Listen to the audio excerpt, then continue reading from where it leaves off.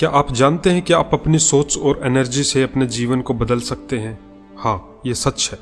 Law of attraction का मतलब है कि जो हम सोचते हैं, जो हम महसूस करते हैं, वही चीज़ें हमारी ज़िंदगी में आकर्षित होती है, अट्रैक्ट हो जाती है। जो हम सोचते हैं वही चीज़ें हमें मिल जाती है। हमारी पॉजिटिव या नेगेटिव थॉट्स हमारी एनर्जी को फिक्स करती हैं। जब हम सोचते हैं अच्छा या बुरा, पॉजिटिव या नेगेटिव, तो हमारे अंदर से हिडन सूक्ष्म वाइब्रेशन निकलती है जो चारों ओर फैल जाती है।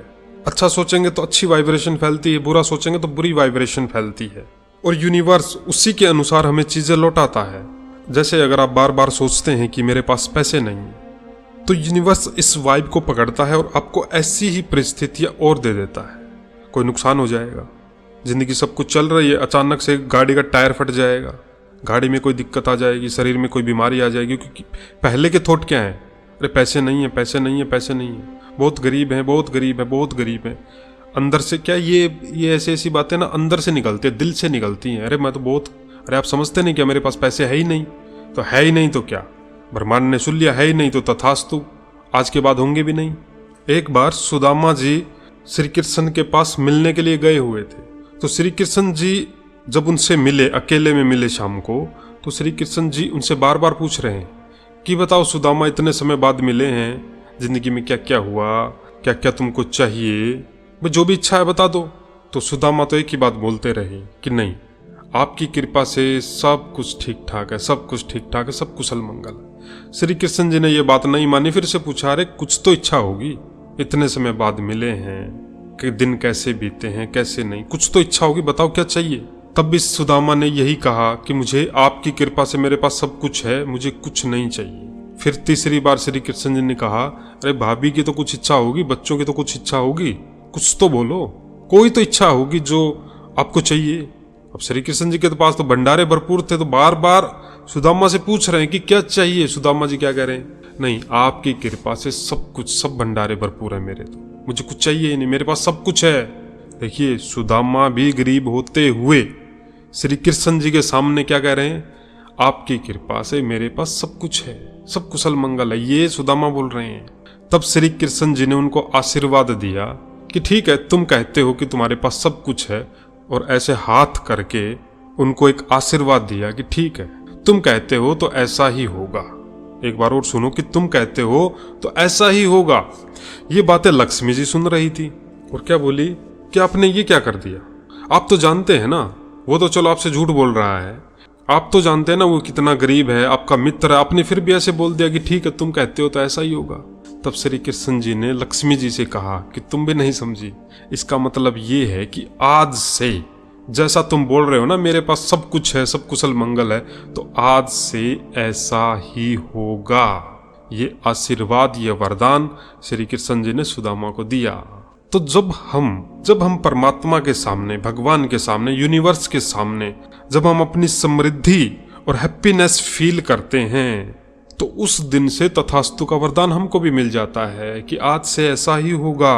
तो आज से क्या सोचेंगे, मैं समृद्ध और खुश हूं। तो आज से क्या सोचेंगे कि मैं हर कार्य मेरा सफल हो जाता है, मैं सफलता मूर्त हूं, मेरे चेहरे से ही सफलता झलकती है, मैं हमेशा खुश रहता हूं।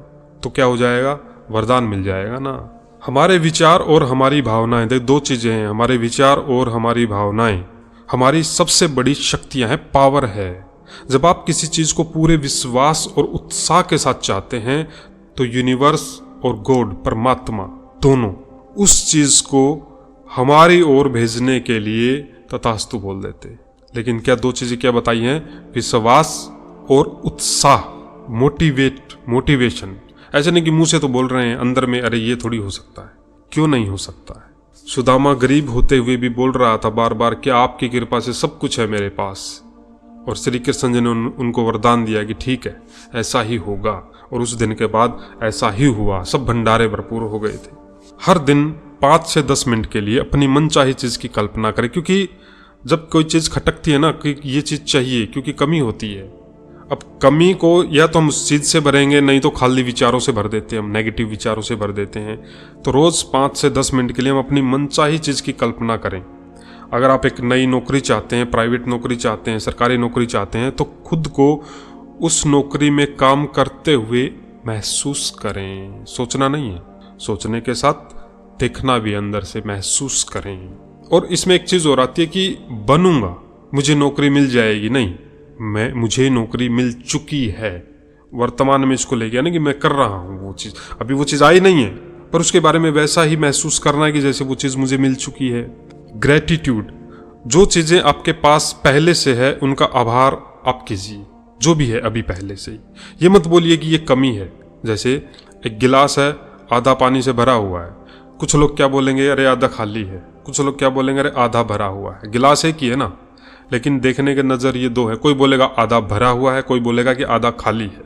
किसी को खालीपन दिखता है तो किसी को भरा हुआ दिखता है। तो हमें क्या देखना, भरा हुआ देखना है कि जो मेरे पास अभी है। ग्रेटिट्यूड मतलब शुक्रिया करें उसका, और सबसे बड़ा जो शुक्रिया करें वो खुद का करें कि आप हर रोज सुबह अच्छे से उठ जाते हैं। लोग नहीं उठ पाते। इस संसार में बहुत सारे लोग हैं जो रात को सोते हैं लेकिन सुबह नहीं उठ पाते, चले जाते हैं इस दुनिया से। तो सबसे पहले तो परमात्मा का इस बात में शुक्रिया करें कि आप जिंदा हैं, आप स्वस्थ हैं। क्योंकि जिंदा रहेंगे, स्वस्थ रहेंगे ना, तो आप सारी चीजें हासिल कर सकते हैं। बेस क्या है?